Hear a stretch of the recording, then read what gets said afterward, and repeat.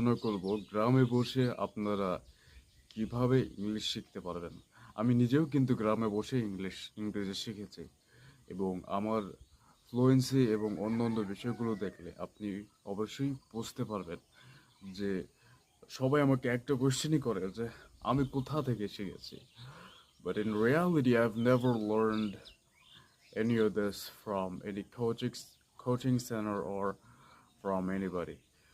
All of this I learned through online, and also all of this that I learned, I also created a model for everybody. So যাতে সবাই বুঝতে পারে যে কিভাবে এটা করতে হবে।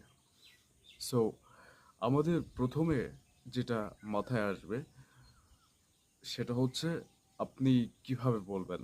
এখন আপনার বলার ক্ষেত্রে এখানে ৩টা বিষয় আপনাকে বুঝতে হবে। একটা বিষয় হচ্ছে যে শেখার জন্য listening skill is very important. আপনি যদি লিসনিং স্কিল যদি আপনি ডেভেলপ না করতে পারেন, সেক্ষেত্রে দেখা যাবে যে আপনার এটা শিখতে ভীষণ ঝামেলা হয়ে যাবে। দ্বিতীয়ত বিষয় হচ্ছে যে এবং এই লিসনিং স্কিল বাড়ানোর জন্য কী করতে হবে? আপনাকে অনেক বেশি শুনতে হবে। শুনুন, শুনুন, শুনুন। যত শুনবেন তত পারবেন।